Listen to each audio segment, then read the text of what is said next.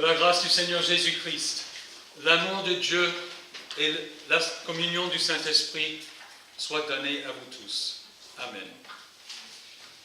Le texte pour notre prédication ce matin est la lecture de l'Évangile que nous venons d'entendre, cette parabole des vignerons.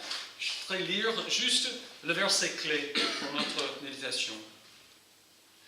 Le maître de la vigne se dit alors, que faire? J'enverrai mon fils bien-aimé, peut-être en le voyant auront-ils du respect pour lui. Voici l'évangile de notre Seigneur. Veuillez vous asseoir.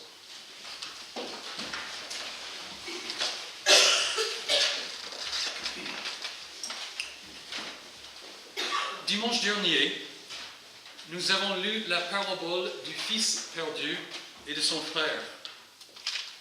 Certains pensent que le vrai sujet de la parabole n'est pas les deux fils, mais le Père, c'est-à-dire Dieu. Il attend avec patience le retour de son fils perdu, en pratique mort, et puis fait la fête à son retour. Ensuite, il doit raisonner son fils aîné, qui n'apprécie pas du tout la clémence et la joie de son père envers son fils irresponsable. Le père tâche de le rassurer de son amour pour lui aussi et du fait que tous ses biens sont à sa disposition. En fin de compte, c'est le père qui a souffert à cause de ses fils, tous les deux. La parabole d'aujourd'hui nous présente Dieu encore dans une situation difficile. Son peuple, surtout ses conducteurs, ne veulent pas l'écouter. En fait, ils s'opposent à Dieu, violemment. Le maître de la vigne se dit alors, que faire? J'enverrai mon fils bien-aimé. Peut-être en le voyant auront-ils du respect pour lui. La situation est difficile parce que Dieu veut faire du bien à son peuple. Il veut lui pardonner ses fautes passées et le réconcilier avec lui, comme le père du fils perdu. C'est pour cela qu'il envoie son fils bien-aimé. Mais si les conducteurs du peuple, comme le fils aîné de l'autre parabole, refusent son amour et son pardon, s'ils tuent le fils que Dieu leur envoie, il ne reste comme solution que le jugement. Que Dieu lui-même vienne, fasse mourir ses vignerons et donne la vigne à d'autres. C'est ainsi que cette parabole nous présente et nous oblige, pour ainsi dire, à choisir entre la grâce de Dieu et son jugement. En recevant Jésus, le Fils que Dieu nous envoie, nous recevons la grâce de Dieu. C'est ça, sa bonne volonté. Par contre, en rejetant Jésus, nous tombons sous le jugement de Dieu. Du coup, le message de la parabole est facile. Choisissons la grâce de Dieu en Jésus-Christ. Dans le déroulement de l'évangile de Luc jusqu'à ce point, il est le temps de la fête de la Pâque. Jésus vient d'entrer à Jérusalem comme un héros. La foule des disciples l'acclame en criant « Béni soit le roi qui vient au nom du Seigneur ».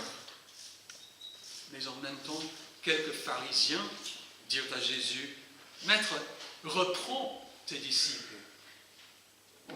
Puis, sachant ce qui va arriver à la ville dans les prochaines années, Jésus pleura sur elle et dit « Si seulement tu avais toi aussi reconnu aujourd'hui ce qui peut te donner la paix. Maintenant, cela est caché à tes yeux. Des jours viendront pour toi où tes ennemis t'entoureront d'ouvrages fortifiés. Ils te détruiront, toi et tes enfants au milieu de toi, et ils ne laisseront pas en toi pierre sur pierre, parce que tu n'as pas reconnu le moment où tu as été visité. » Ensuite, Jésus entre dans le temple et en chasse les marchands. Tout cela a suscité la colère des chefs du peuple, qui cherchent désormais à le faire mourir. il pose à Jésus une question pour mettre en cause son autorité à faire ces choses. Mais cela tourne très mal pour eux. En effet, Jésus les prend en piège en posant sa propre question sur le baptême de Jean. Leur réponse montre qu'ils avaient bien reconnu Jean comme prophète envoyé par Dieu, mais l'ont rejeté. Enfin, pour exposer cette hypocrisie des autorités juives et pour leur montrer clairement les conséquences de leur rejet de Dieu, Jésus dit au peuple cette parabole d'un vigneron. Un homme planta une vigne. La loi des vignerons et quitta pour longtemps le pays. Le moment venu, il envoya un serviteur vers le vigneron pour qu'il lui donne sa part de récolte de la vigne. Mais les vignerons le battirent et le renvoyèrent les mains vides. Il envoya encore un autre serviteur. Ils le battirent lui aussi, l'insultèrent et le renvoyèrent les mains vides. Il en envoya encore un troisième, mais ils le blessèrent aussi et le chassèrent. La signification de la parabole n'est pas du tout difficile. L'homme qui a planté la vigne, c'est Dieu. La vigne est le peuple d'Israël. Les vignerons sont les chefs du peuple, les prêtres, les pharisiens, les spécialistes de la loi. Les serviteurs envoyés par le propriétaire de la vigne sont les prophètes, de Moïse jusqu'à Jean-Baptiste. L'histoire de la Bible nous montre encore et toujours qu'Israël a été rebelle envers son Dieu. On peut penser au refus des Israélites d'entrer dans le pays de Canaan après la sortie d'Égypte, ou aux attentats de la reine Jézabel pour faire mourir le prophète Élie, ou bien à Hérode Antipas qui a fait emprisonner et décapiter Jean-Baptiste parce que Jean dénonçait son adultère. Israël voulait bien que Dieu le sauve de ses ennemis, mais ne voulait pas que Dieu règne sur lui. Israël ne voulait pas être le fils de son Dieu, ne voulait pas le craindre et l'aimer par-dessus tout. En fait, Israël et surtout les bergers du peuple, les rois, les prêtres, les faux prophètes, se sont opposés à Dieu. Il n'était pas question d'oubli ou de faute par mégarde, mais d'un rejet conscient et réfléchi de Dieu. Il n'était pas coupable de contraventions de première classe, mais de délits et de crimes graves.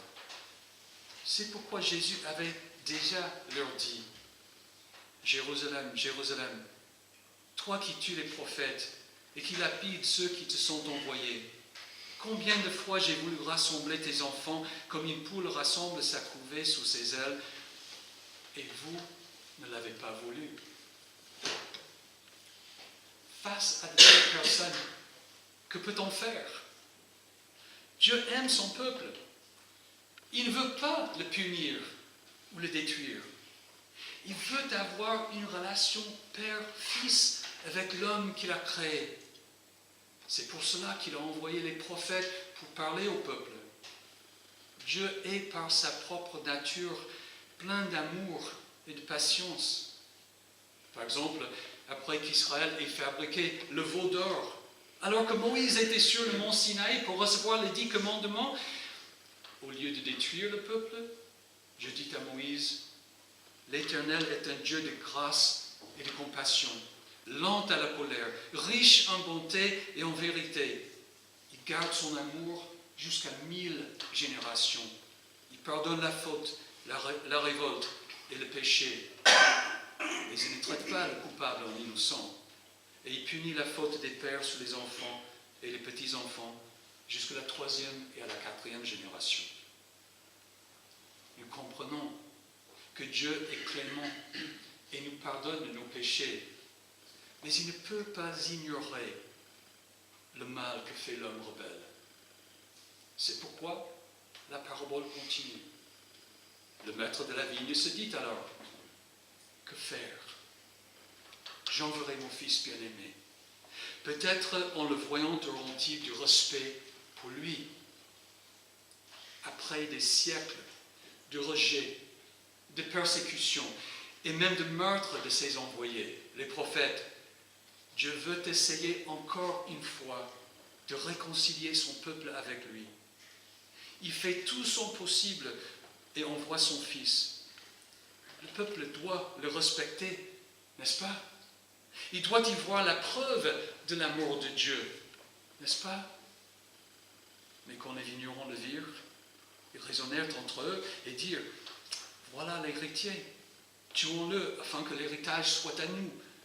Ils le jetèrent hors de la vigne et le tuèrent. Le comble du péché est que l'homme ne veut pas de Dieu. Pris par une folie profonde, l'homme se veut autonome, libre à décider pour lui-même ce qu'est le bien et le mal. Dans le cas de ces vignerons, ils ont rejeté la grâce de Dieu et ont fait crucifier Jésus, le Fils que Dieu leur a envoyé pour rétablir la paix entre eux. Du coup, il n'y avait plus à faire qu'exécuter la justice. Maintenant, que leur fera donc le maître de la vigne? Il viendra, fera mourir ses vignerons et donnera la vigne à d'autres. En entendant cela, ils dirent, certainement pas. Mais Jésus jeta les regards sur eux et dit, que signifie donc ce qui est écrit? La pierre qu'ont rejetée ceux qui construisaient est devenue la pierre angulaire. Toute personne qui tombera sur cette pierre s'y brisera, et celui sur qui elle tombera sera écrasé. Les chefs des prêtres et les spécialistes de la loi cherchèrent à l'arrêter au moment même, mais ils redoutaient les réactions du peuple. Ils avaient compris que c'était pour eux que Jésus avait dit cette parabole. Mais c'est aussi pour nous que Jésus a dit cette parabole. Si les vignerons de la parabole sont les chefs, les prêtres et les spécialistes de la loi à l'époque de Jésus, les autres à qui Dieu donnerait la vigne sont les apôtres et les dirigeants de l'Église. En effet, depuis la Pentecôte, le peuple de Dieu est l'Église de Jésus-Christ. À nous, maintenant, de donner au propriétaire de la vigne sa part de récolte. Cela veut dire que nous devons écouter Jésus et mettre notre confiance en lui. C'est parce qu'il est le Fils que Dieu a envoyé, le dernier envoyé, pour rétablir la paix entre nous. L'apôtre Pierre l'a expliqué aux siens en disant « Jésus est la pierre rejetée par vous qui construisez et qui est devenue la pierre angulaire. Il n'y a de salut en aucun autre, car il n'y a sous le ciel aucun autre nom qui ait été donné parmi les hommes par lequel nous devions être sauvés. » L'apôtre Paul a dit aux Grecs, aux non-juifs comme nous, à Athènes, sans tenir compte des temps d'ignorance, Dieu annonce maintenant à tous les êtres humains, partout où ils se trouvent, qu'ils doivent changer d'attitude. Parce qu'il a fixé un jour où il jugera le monde avec justice par l'homme qu'il a désigné. Il en a donné à tous une preuve certaine en le ressuscitant des morts. C'est pourquoi l'Épître aux Hébreux nous dit, après avoir autrefois, à de nombreuses reprises et de bien des manières, parlé à nos ancêtres par les prophètes, Dieu, dans ces jours qui sont les derniers, nous a parlé par le Fils. C'est pourquoi nous devons d'autant plus nous attacher au message que nous avons entendu, de peur d'être entraînés à notre perte. Par cette parabole, Jésus nous appelle à recevoir la grâce de Dieu, afin d'échapper à son jugement. La Bible parle distinctement à ce sujet. Dieu ne veut pas la mort du pécheur. Il a toujours dit, aussi vrai que je suis vivant, déclare le Seigneur l'Éternel, je ne prends pas plaisir à voir le méchant mourir, mais à le voir changer de conduite et vivre. Renoncez à votre mauvaise conduite.